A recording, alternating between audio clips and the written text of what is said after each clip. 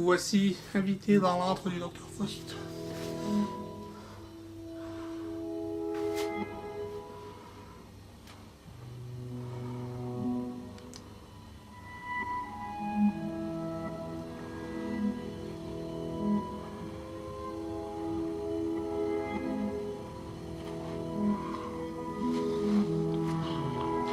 T'es donc invité, convié à un cours d'arithmétique pour classe maternelle, niveau classe maternelle. On va voir si vous êtes à la hauteur. Du niveau classe maternelle de Dr Faust. On va remettre la caméra là.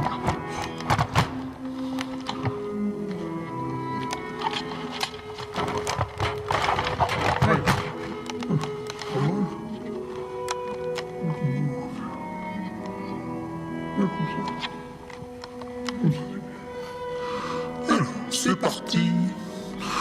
Et bienvenue en enfer.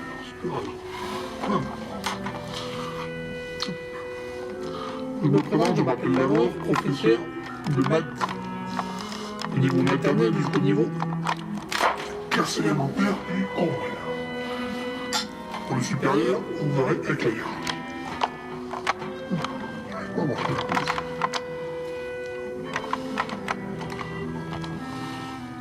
Si vous voyez pas bien, tant pis, il faut se plaindre au syndicat de l'université. Alors, quel est le principe?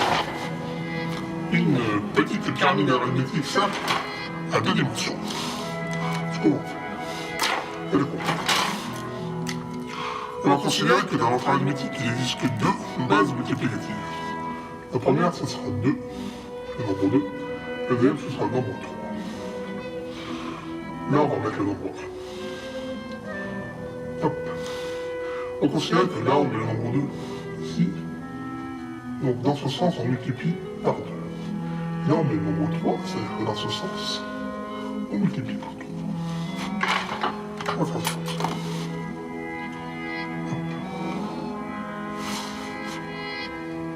Ne me suivez pas, donc, c'est pareil. Alors, là, on a le nombre 1. Hop, le nombre 2. J'avance une case, je multiplie par 2, ça fait 4. J'avance une case, je multiplie par 2, ça fait 8.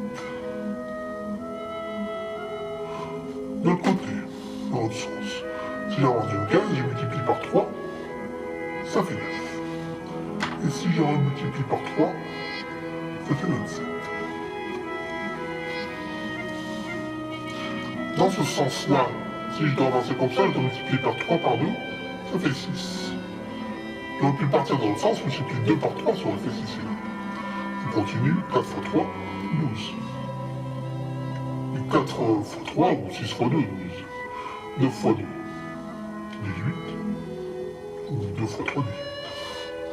Pour l'instant, ça a d'une simplicité abyssale. 16, on va aller. Imaginons, on fait ça comme ça. On voit donc que ça avance dans ce sens-là. Ça avance comme ça. Paf. Ça monte, la pyramide monte comme ça. On va la construire, disons, jusqu'à environ ici. On va construire tous les deux. Mais on va les faire en ordre. Donc après 12, 16, 18. On va essayer de faire le bon nombre. Donc, pour les faire le bon nombre, le prochain ici c'est 32, ça c'est 24. 36, donc 24. Je les fais pas voir alors, excusez-moi, je vais les faire avant, j'aurais dit 24, 32, 36, hop, ça c'est un peu raté la liste, 54. Il y en a d'autres avant, celui-là 48, complétons, 54. Ici on a le petit, je les fais pas tout à l'heure, c'est pas très grave, 72, on les fera plus tard. Le 81 plutôt, 81, si je m'en ai rassuré, 32, 64. Maintenant je vais aller plus vite, je vais les faire tous comme ça, dans ce sens-là. 128, par de compte à moi, 256, 512, 96, 128, c'est 34 d'ailleurs, on multiplie par 3. Quel naze, 192. Après là, j'ai été dire, on fait ça, 384. Il suffit qu'on regarde que le bas c'est 512. Donc on va faire tout sur 512, 512. Là, on divise par 2, ça fait 36 fois 2, 72, il est là. Fois 2, 144, fois 2, 288, fois 2, 576. Je vais encore. On va dire là, c'est 516, donc on s'est trompé. Alors, si c'est 108, 216, 432. Voilà, 1, 162, 324. Je suis sur 200. Excusez-moi. 243, 480. On va d'accord qu'on va s'arrêter là, on va tirer une trait. On va tirer un trait à peu près approximatif. Dans ce point. Et on va dire donc, on peut conclure qu'il semblerait que les nombres qui se multiplient par 2 ou par 3, les nombres qui sont seulement multiples de 2 ou 3, forment une pyramide, là qui a 2 dimensions, qui avancerait comme ça en haut, comme des grains de sable qui ont montré. Si je décidais de la faire jusque-là, qui aurait une pyramide comme ça, qui a pour à peu près la même forme, c'est pas seulement à peu près. On voit que c'est très précis. Donc ça augmente dans ce sens-là. Donc ça, c'est des pyramides de 2, 3. Maintenant, on va les ordonner, on va voir ce qu'on arrive à faire. On va dire donc ici le premier, on va dire nombre 1, 2, 3, 4, 5, 6, 7, 8, 9, 10, 11, 12, 13, 14, 15, 16, 17, 18, 19, 20, 21, 22, 23. Hop. Ça c'est nombre. On va compléter.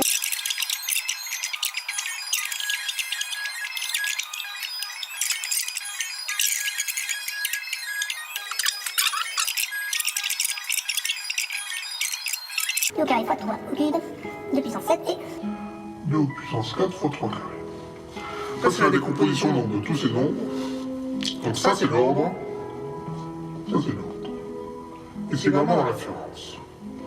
Et d'ailleurs, c'est la définition d'un ordre est une référence, je pense, plus qu'autre chose. Il y a la référence. Ça, ce sont nos nombres. Nombres dans l'arithmétique de référence. Ça, c'est la valeur. Nombre, valeur. Alors.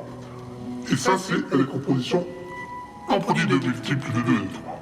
Ce que l'on veut comprendre, c'est que il faut. On va donc développer des arithmétiques où il n'y aura pas tous les nombres. Il y aura par exemple tous les produits de tel nombre, ou tous les, comment dire, il pourrait y avoir tous les nombres premiers, sauf un par exemple, ou tous les nombres premiers, sauf un nombre fini, ou même juste un nombre fini de nombres premiers. Donc au final, on aura toujours, il faudra qu'on fasse référence à une valeur, une arithmétique de référence. Donc on va définir l'état d'arithmétique, et il y aura une arithmétique de référence. Donc on va dire que l'arithmétique de référence, c'est l'arithmétique usuelle, ou canonique, enfin celle que tout le monde connaît, où 2 fois 3 égale 6, 7 plus 2 est égal à 7, et c'est distributif, associatif, commutatif, donc l'arithmétique qu'on utilise tous les jours, et qui est usuelle, canonique, celle qu'on apprend aux enfants. C'est la référence. Donc quand on prend l'ordre ici, c'est l'ordre d'un nombre de référence, et qu'on prend la valeur, ça c'est la valeur aussi dans la référence. Donc il faut comprendre que l'ordre, il est là que pour l'ordre. Il n'est pas là pour faire des opérations, mais c'est l'ordre. La valeur ici a une grande importance, parce que c'est une valeur dans une arithmétique de référence. C'est-à-dire que cette valeur, elle est différente de l'ordre. Et c'est là tout le problème. Donc, maintenant, ce qu'on va déterminer, c'est si c'est, comment dire, si les opérations multipliées, ça c'est que multiplier, si l'application multipliée est commutative, et telle, oui, on ne peut pas le démontrer, c'est une simplicité biblique. Donc 3 fois 2 est égal à 2 fois 3, dans cette arithmétique, c'est commutatif. Pourquoi c'est commutatif? En fait, c'est parce qu'on l'a défini comme ça.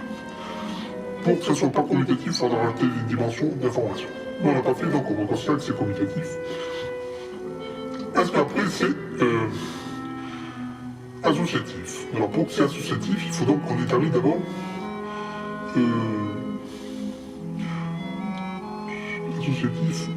Seulement par rapport à la multiplication, on va dire que oui, c'est associatif. On va même le considérer que on ne peut pas le démontrer parce qu'on s'en fiche. Non mais sans blaguer. On va le définir. Commutatif, pas deuxième, associatif, pour l'opération multipliée. Parce que c'est vrai qu'on connaît des théories des nombres où il n'y a pas d'associativité, mais c'est pas le but ici. Le but ici, c'est justement d'étudier plutôt la distributivité et la distributivité entre la multiplication et l'addition. Alors c'est vrai que le côté associatif de ces opérations, pour l'instant, je n'ai pas trop étudié cette question, mais ça peut être intéressant plus tard d'étudier la question, mais on va dire que donc, Là, peut-être que c'était défini, c'est associatif, c'est une certitude. Est-ce qu'on pourrait définir que ce ne soit pas associatif? Peut-être. Mais pour l'instant, ce n'est pas le but. Donc on va dire commutatif, oui. Oui. Associatif pour l'opération, multiplier. Oui. Maintenant, c'est qu'on va déterminer distribution. Est-ce que c'est distributif? Alors pour que ce soit distributif, il faudrait qu'on ait une addition. Mais quelle est l'addition ici? Par exemple, quelle est l'addition entre 2 et 3? 2, 2, 3 qui est celui-là. Et ce nombre 3. C'est ça le vrai problème. Mais le vrai problème, donc on prend par rapport à la référence. On va dire ça plus ça, 3 plus 8. Mais c'est bon, si on fait 3, on peut dire 3 plus 2 fois 3. Non, on va arrêter ce papier, on va en sortir un autre. Celui-là, on va le mettre là. Alors, on a 3. Donc la question, c'est savoir si le nombre 3, quand là j'entoure. Si c'est entouré, c'est donc que c'est la valeur. Est-ce que le nombre 3, qui est donc égal à 3,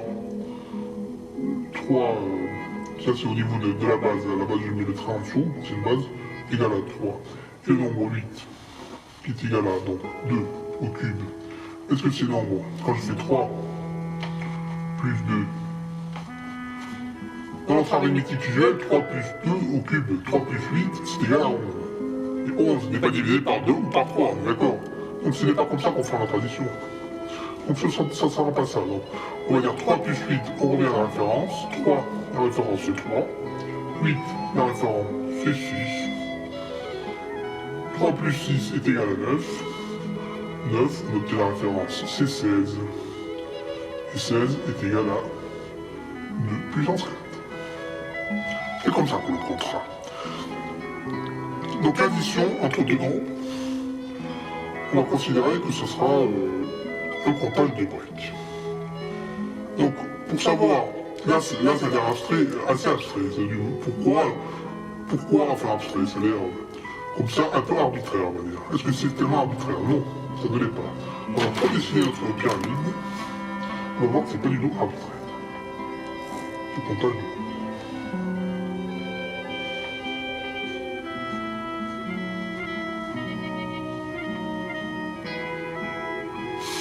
Alors le premier que j'ai c'est 3.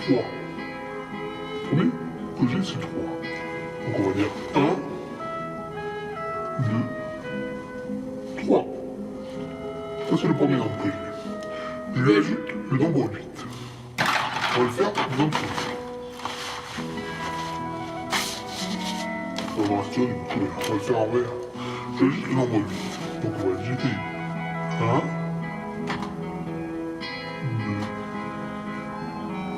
3, 4,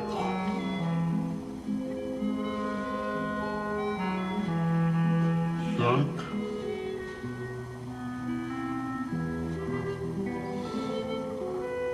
6, 7,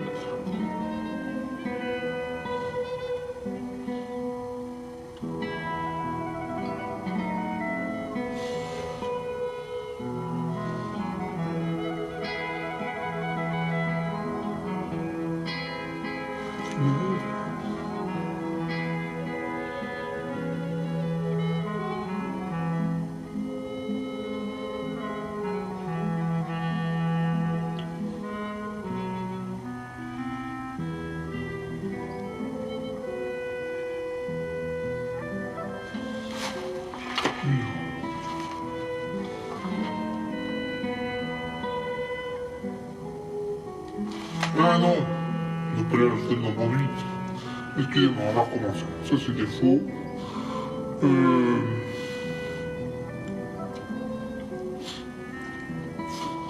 Excusez-moi.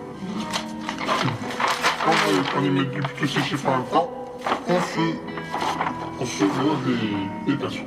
On va recommencer, on va mettre ici. La question était de savoir si ce nombre plus ce nombre, on va recommencer. 3 rond plus 8 rond, c'est donc égal à 3 rond, le nombre 3 ici en référence, plus le nombre 6 en référence. Et ces nombres sont définis comme des nombres de comptage de briques. Et ça, c'est égal. D'ailleurs, peut-être qu'on va introduire juste la fonction comptable de briques pour pas qu'il y ait une erreur par la suite.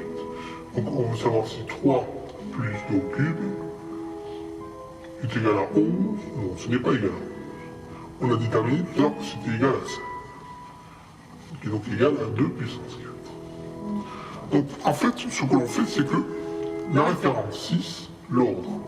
L'ordre, c'est définit le comptage des briques. Donc, si on considère le nombre de briques entre le nombre 3 et le nombre 8, entre ces deux nombres 3 et 8, il y a le montant qu'on ajoute ici, il y en a 6. Il existe exactement 6 briques. C'est pour ça que tout à l'heure je n'ai contribué, je suis allé un peu trop loin. Donc il y aura forcément 6 briques entre le nombre 3 et le nombre 6. Parce qu'entre le nombre 3, il y en aura 6 moins 3. Excusez-moi. Entre le nombre 3 et le nombre 8, qu'on compte le nombre 8, il y en aura 6 moins 3. Parce qu'il y a 6 briques pour le nombre 8 et 3, donc il y aura 3 briques entre les deux nombres. Donc on va vérifier ça tout de suite. C'est évident, les plus matures d'entre vous, mais on va quand même le faire. Tout à l'heure on s'est mélangé les pinceaux, il faut de la rigueur pour ne pas se mélanger les pinceaux. Et c'est valable également pour les peintres à bâtiments comme Michel. Voilà.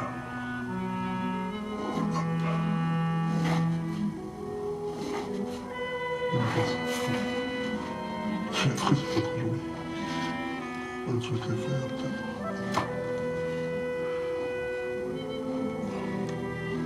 Alors on va dire nombre 6. 1, 2, 2 on fait pas droit. 1, 2, 3.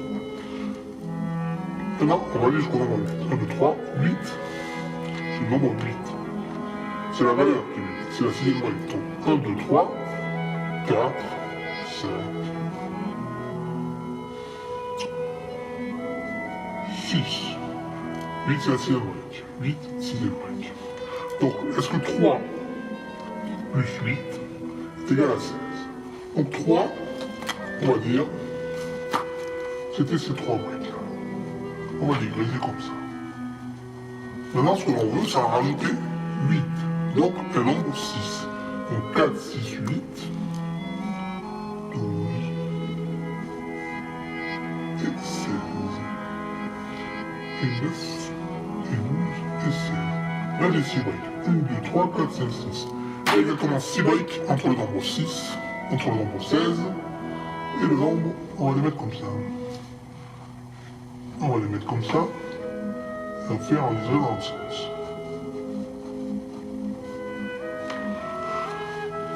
Donc au final, entre le nombre de briques, entre 3 et 8 et 6 moins 3, et donc c'est ça qui définit, comment dire, l'addition.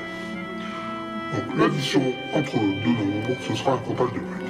Et le comptage de briques, on verra, ce sera une fonction qui sera définie de manière algorithmique. Pourquoi? Parce que justement, cette fonction addition entre les briques, elle ne sera pas, l'addition linéaire comme on a l'habitude de le voir. D'un côté, il pourrait y avoir, comment dire, plus de briques au départ et moins vers la fin. Ce ne sera pas une répartition aussi belle que celle des nombres usuels. Donc il n'y aura pas de distributivité. On étudiera dans quel cas il peut y avoir une distributivité en fonction de ses dimensions.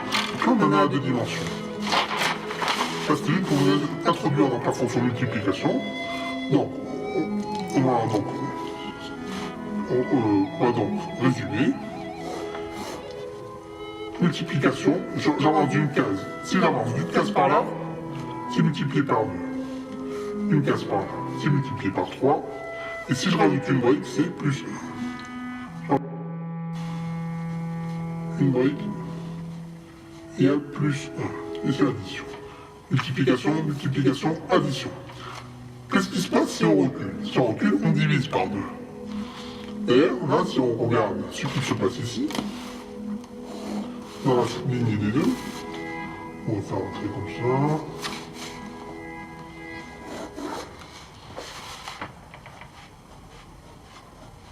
On avait donc 1, 2, 4, 8 et 16. Si je descends par le dessus, là j'aurai un demi, un quart, un huitième, un sixième, etc. C'est-à-dire que si je définis que des bases entières comme tous les nombres premiers comme dimension, je pourrais définir ainsi tous les nombres rationnels de manière efficace. Plus tard, on pourra peut-être définir les nombres algébriques, généralement. Pour les nombres rationnels, ça demandera un peu plus d'astuces, ce n'est pas certain, sauf à utiliser justement d'autres propriétés. Et pour après, c'est comme les nombres computatifs, tout ça, il faut complexifier le modèle. Donc au final, ce que l'on sait, c'est qu'on a donc une pyramide comme ça, qui avance comme ça, qui avance comme ça. Et cette ligne définit la valeur. Donc au final, là cette ligne, quand elle arrive ici, ça détermine le nombre 576 pile ici. Ce nombre-là, c'est 576 parce que ça arrive pile à ce carré de quadrillage. Mais ici, c'est également un nombre 576. Ainsi que là, ainsi que là. Sauf que ça ne touche pas le quadrillage. Toute la ligne définit la valeur 576. Si on prend une valeur 576 et juste la valeur divisée par 2 ici, paf, et qu'on trace une ligne, dans cette ligne, à chaque case ici, on aura un nombre 512, et là, 384, 432, 324, 486, et là il n'y en a pas parce qu'elle n'avait pas au départ. C'est une propriété qui sera définie. Mais ça c'est valable parce qu'on a pris la plus petite des deux valeurs, x2. Si je l'avais fait dans l'autre sens, divisé par 3, j'aurais pu avoir un peu plus qu'un nombre. Et 512, on prend le trait, on voit qu'il est un peu plus bas. Donc s'il est un peu plus bas, j'ai un nombre pour chaque case, plus un peu plus ici. Par contre, dans cette direction-là, j'aurais bien qu'un nombre pour chaque case. Tout ça, on le définira. On définira donc une fonction de comptage. Cette fonction de comptage, justement, sera en fonction de cette bande qui est là. Cette bande qui progresse. Et cette bande, elle est fixe, elle est d'épaisseur fixe.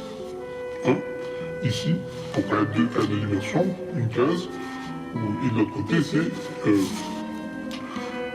Mais on va le définir tout de suite, comme vous le verrez. Comment on définit cette fonction de comptage? Oh, j'ai perdu la feuille.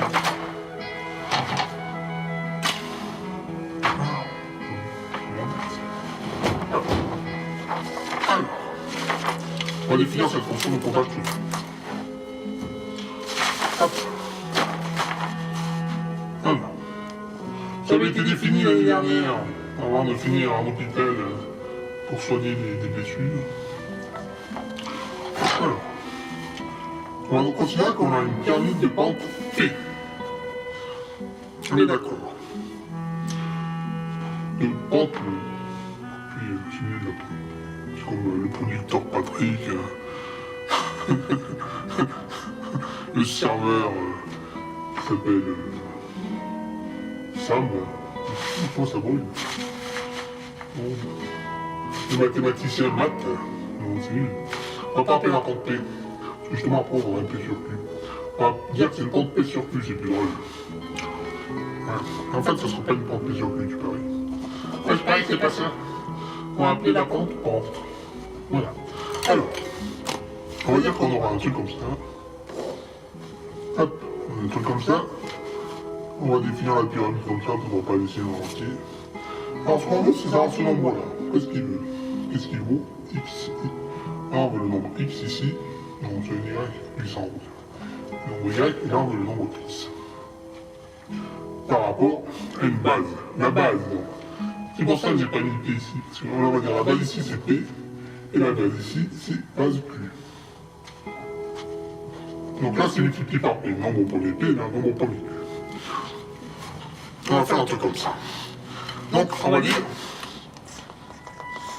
ce nombre Y, la valeur de la pente, c'est ici par exemple on a une valeur, la valeur V. Oui.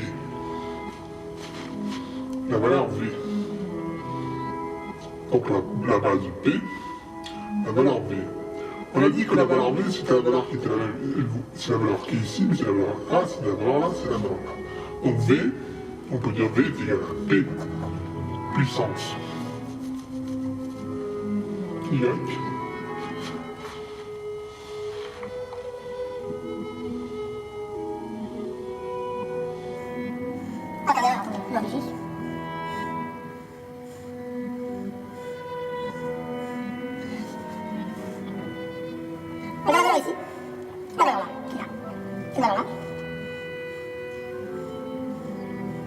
Ça c'est P.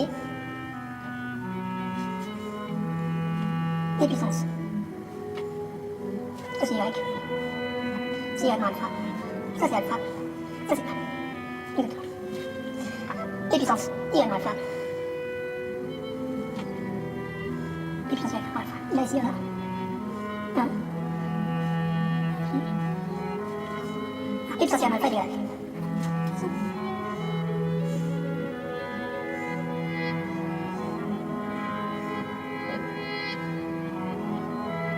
Attends, ça. P puissance Y moins 1, c'est la dernière. Non. C'est quoi la dernière?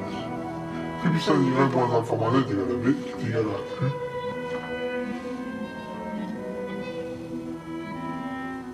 X.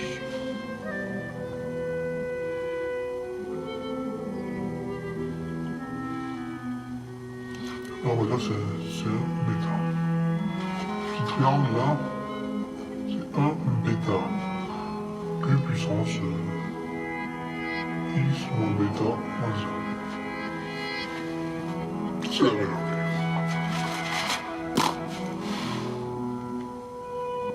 Et la valeur qui est déterminée, c'est ça. Mais c'est pas très beau.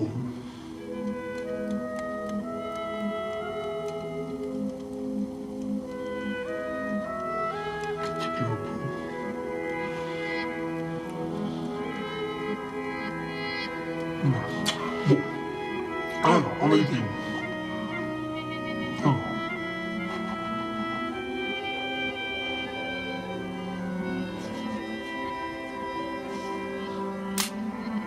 La pente est égale donc à Y. Oui, c'est ça tout le problème.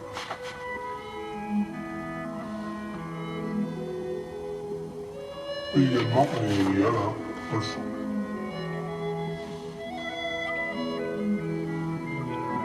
Ou elle est égale à 1 sur bêta. Je la prendre ici, là et là.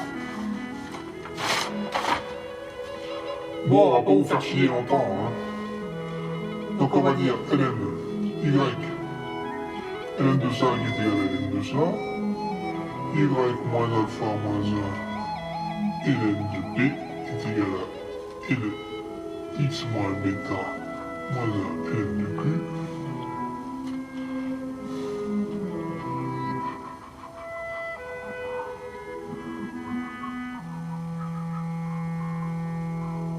Oh putain, j'aurais pu ça, mais...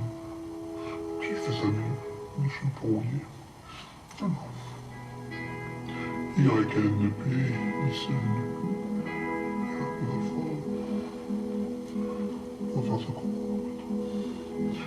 Donc on a ln de p sur ln de q, qui est donc égal à x moins bêta moins 1 sur y moins alpha moins 1.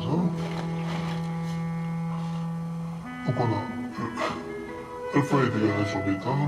Donc on va dire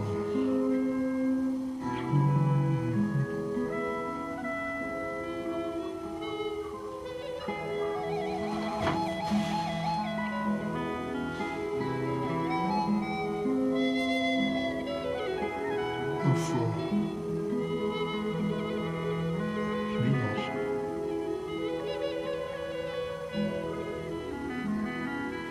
Ok, donc on a x moins bêta moins alpha bêta sur y moins alpha moins alpha bêta.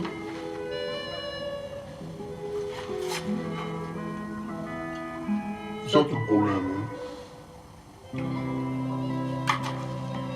C'est pour ça.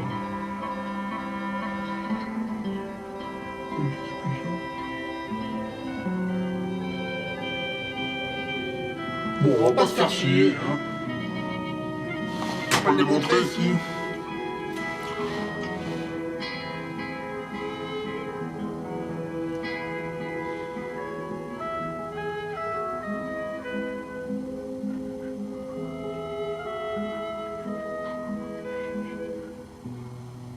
Bon, en fait, c'est simple. On va pas faire tout ce calcul qui est complètement débile, on va dire que cette valeur-là, ça par contre on le sait, cette valeur-là, c'est égal à n de p. Cette valeur-là, c'est égal à n de q. Et n de p sur n de q, c'est les rapports. C'est tout ce qu'on voulait dire. Voilà, pas plus compliqué. n de p est égal à n de q égale à 30. Parce que c'est clair que si on rentre les facteurs linéaires, on va faire p égale à 30. On va réfléchir à la méthode. Donc on a ln de p. Donc le bon triangle, il faut le considérer comme ça. Pour un truc comme ça, on a 1, on a un alpha, on a un bêta, on a ln de q, on a ln de p.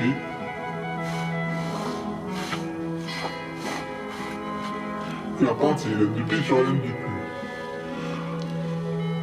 Donc pente égale ln de p sur ln de q. On sait que P et Q sont premiers. Et on l'a choisi comme ça, P et Q premier, ça pourrait ne pas être premier. Donc on va déterminer ce que ça signifie, que ln de P sur ln de Q soit premier. C'est bon. Donc on a ln de P, 1 sur Q.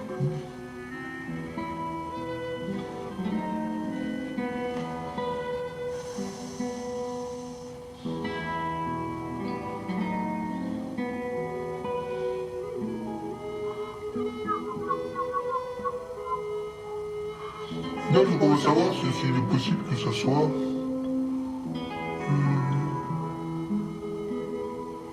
comment dire, un nombre rationnel. Ln de P sur ln de Q, la question. Voilà, c'est ça la question. Ln de P sur ln de Q peut-elle être une pente rationnelle? On sait que P est un nombre premier et Q est un nombre premier. Et donc, c'est-à-dire c'est n sur n. Avec n premier et n premier. On aurait m ln de p puissance n est égal à ln de q puissance n. Donc p puissance m est égal à q puissance n. Or p et q sont premiers. Donc étant donné que p et q sont premiers, ça ne peut pas arriver. C'est arithmétiquement pas possible. Donc, on sait déjà que la pente, forcément la pente de la pyramide, la pente de la pyramide a deux dimensions, mais ce sera la pose de dimension, donc elle passe en rationnelle, la pente est irrationnelle. On a donc une pente irrationnelle. Ce qui signifie la pente irrationnelle de la pyramide que, comment dire, qu'elle là, ici, dans ce point-là, elle touche le point 576, donc elle n'en touchera aucun autre ailleurs. On est d'accord que si 576 est bien égal à 2, 4, 8, 7, 32, 64, 576 égale 64 fois 3, 9, on s'attendait bien à ce que ce ne soit pas égal à un nombre différent de 3 et de 2. Ben oui, c'est la décomposition unique en facteur premier dans les arithmétiques. Donc au final, ce n'est pas étonnant qu'on retrouve cette valeur. Donc la pente est irrationnelle, donc elle touche un point ici, elle ne peut pas en toucher là, un point là ou un point là, ailleurs. Donc on a déterminé la fonction de comptage, on déterminera ça le prochain coup, parce qu'il faut reprendre mes notes, j'ai la flemme de déteste les calculs de technicité sur les... Moi je n'aime que la métaphysique des choses, faire des calculs sans m'embrouiller. Mais vous avez pu le voir, parce que je cherche toujours un moyen plus simple, des fois au final, on va dire, ça c'est bon. Donc on va dire, on va déterminer ce qui se passe à la pyramide dans l'autre dimension. Comme ça vous saurez déjà. Là on a deux dimensions, trois dimensions. On a la dimension par exemple 2, 3, et on aura 5. Ça sera exactement pareil. On aura une pyramide à 3 dimensions, qui aura donc une base, qui ira dans tout là avec un hyperplan. Cet hyperplan-là, là, ce truc-là, l'hyperplan va se déplacer, avancer. Ça, c'est que quand on compte vers le haut. Si on compte vers le bas, vers les nombres vers les nombres fonctionnaires, ça c'est différent. Mais on compte vers le haut de 1, 2, 3, 5. Pour l'instant, on compte les nombres entiers. On compte les valeurs en nombres entiers. Et on a la pyramide qui se déplace comme ça. Ça avancerait comme ça. 2, 3, 5, avec 3 dimensions. Imaginons on rajoute une 7e dimension, le nombre 7. On a donc une pyramide comme ça, avec une dimension supplémentaire, disons comme ça, le 7. On a une pyramide qui sort un peu comme ça. Il faut voir ça. Je vous donnerai aussi dans le prochain comment on décide des pyramides de degrés arbitraires. Quelles que soient les dimensions, on peut avoir une représentation physique des pyramides, quelle que soit la qualité de dimension. Donc ça c'est une pyramide donc, comme ça, avec une face comme ça, une face comme ça, une brique comme ça, une brique comme ça, une brique comme ça, une brique plus petite comme ça. Chaque brique on a une nouvelle pyramide en fait. Pour formater une 4e dimension, donc je vous explique. Pour ajouter une 4e dimension, là j'ai une pyramide. Ça c'est 2, ça c'est 3, ça c'est 5. Ça c'est 5. Si je veux rajouter la dimension 7, on va dire je la fais dans cette direction-là. Ça c'est la pyramide 1. Une pyramide avec une 4e dimension, c'est un empilement de cette pyramide. Une nouvelle pyramide un peu plus petite. Comme ça. Puis une nouvelle pyramide encore un peu plus petite. Et on en fait comme ça, on empile autant qu'il y a de briques dans la dimension 7. Et des fois il n'y a qu'une seule brique dans la dimension 7. Et donc tout ça se construit de manière linéaire. Donc imaginons que je prends tous les nombres entre 0 et 60. Tous les nombres entre 0 et 60, on va dire, ils sont divisibles au maximum par le nombre premier, 2, 3, 5. Donc on va dire tous ceux qui sont inférieurs à 60. C'est-à-dire qu'ils seront inférieurs, divisibles par 2, 3, 5, 7, 11, 13, 17, 19, 23 et 27. Même là, c'est déjà fou. Excusez-moi, je vais beaucoup trop loin. La racine carrée, ça, c'est environ 7. Et ben voilà, 2, 3, 5. Non, c'est bien. Je ne fais pas d'erreur. 23, 29. Au final, les nombres inférieurs entre 0 et 60 sont divisés par 2, 3, 5, 7, 11, 13, 7, 19, 23, 29. Ce qui signifie donc que pour décrire tout le nombre entre 0 et 60, il faut une pyramide à 1, 2, 3, 4, 5, 6, 7, 8. 1, 2, 3, 4, 5, 6, 7, 8, 9, 10. Il faut 10 nombres, 10 dimensions. Donc la pyramide des nombres entre 0 et 60 a 10 dimensions. Donc on la décrit comme ça. On fait d'abord une dimension. On fait des empilements comme ça de pyramides en fonction des briques. Je vous donnerai la méthode pour faire ça. Et donc la méthode de comptage des briques, elle sera complexe parce qu'il y aura 10 dimensions. Alors que de l'autre côté, là, c'était vraiment facile à 2 dimensions de compter les briques. Mais je vous l'ai pas fait. Si on veut le faire à une dimension, comment on compte les briques à une dimension, comment ça sera fait? Ça c'est la dimension de l'œil de Horus, on appelle. Donc, une dimension c'est 1, 2, 4, 8, 16. Pour calculer le nombre de briques, que ce soit la dimension en base 2 ou que ce soit en base 3, si vous avez en base 1, 3, 9, 27, 81, vous la connaissez la méthode, il n'y a pas de. C'est ln de n sur ln de la base. En fait, ça c'est de manière approximative. Pour avoir la valeur entière, il faut voir les méthodes de comptage de tout. Donc, à une dimension, c'est très simple, ça se fait de manière automatique, la calculette le fait. Alors, on continue, donc on a des calculettes qui fournissent la valeur de ln à chaque fois. Donc, on a en base 1, une base c'est facile, quelle que soit la base, ce sera ça, la formule, avec une petite approximation pour avoir la valeur entière. Et justement, il ne faudra pas oublier peut-être le alpha et le trou là. Les dimensions, ce sera plus complexe pour aussi. Alors, ce qu'on va faire, vous avez rien compris, peut-être que les dessins sont trop petits. Si les dessins sont petits, on commencerait ce soir. Si on va considérer dans ce cas-là, il va travailler pour des élèves. Donc, ça c'est bien. Ce que je voulais rajouter pour aujourd'hui. Ah oui. On va dire cette arithmétique là, elle a ça de particulier par rapport à une autre, c'est qu'elle n'est pas distributive. Je voulais vous déterminer qu'elle n'était pas dissolutive tout à l'heure. Mais vous faites le test si vous voulez. Vous prenez deux nombres, vous faites A plus B fois C et A fois C plus B fois C. En prenant la référence, vous voyez que ça ne marche pas. Et c'est ça le problème. Quel que soit le nombre de dimensions, si c'est arbitraire, que c'est mal distribué, si la pyramide est mal distribuée parce qu'elle n'a pas les bonnes dimensions, elle ne sera pas distributive. Notre belle pyramide des nombres visuels est distributive. Parce que les nombres premiers, ils arrivent comme des horloges. En gros, tu montes. En gros, notre arithmétique des nombres premiers, c'est là tout le secret de l'hypothèse de Riemann, selon moi. Notre arithmétique des nombres premiers, elle arrive comme une pyramide comme ça. Elle augmente. Elle arrive par 10 dimensions, 60. On avait nos 10 dimensions 60. 1, 2, 3, 5, 7, 11, 13, 29. Et je dis qu'il y avait 6 dimensions là, mais c'est faux, il y en a d'autres. Il y a aussi tous les nombres premiers en fait. Je me suis trompé. Il faut rajouter cela même s'ils n'ont qu'une seule brique.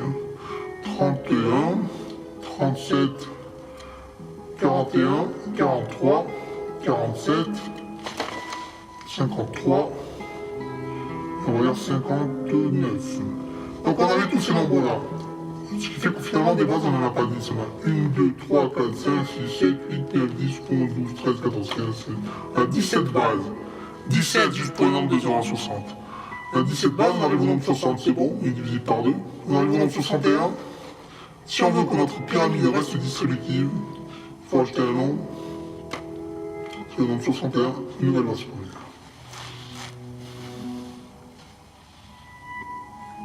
Alors en fait, depuis ça, pour la distributivité, je ne vais pas en étudier. Ça se fait, il y a des cas particuliers pour rester distributif. Donc ça se fait, c'est pas vraiment ça le problème. Pour l'hypothèse de Riemann. Enfin, ce qui fait qu'on a un nouvel nombre premier, une nouvelle dimension qui doit apparaître dans la pyramide. C'est ce que l'on va justement, on va essayer de déterminer, parce que je vais dire qu'on va essayer de le faire. Si on le fait, on va dire que c'est le but d'essayer d'étudier la manière de la résoudre. Mais je ne vais pas résoudre, donc je ne sais pas quel est le problème. Donc le problème pour l'hypothèse de Riemann, c'est qu'on veut savoir, on arrive au nombre 60.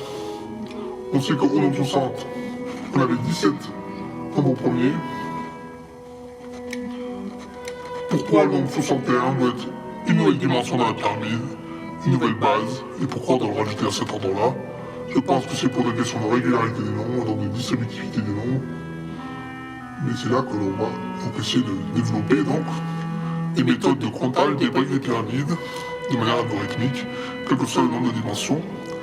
L'autre possibilité qui s'ouvre à la théorie des pyramides, c'est tous les théorèmes, toutes les relectures d'arithmétique classiques, où dans ce cas-là, on va considérer de la même manière, des fois, on va essayer de résoudre les membres de manière étroite, de telle manière qu'il y ait une égalité sur le monde. Donc ça se fait comme ça. Au final, c'est peut-être brouillon, mais c'est ce que je vous dis. À plus tard. C'était le premier cours de la mort. Et c'est la tuerie.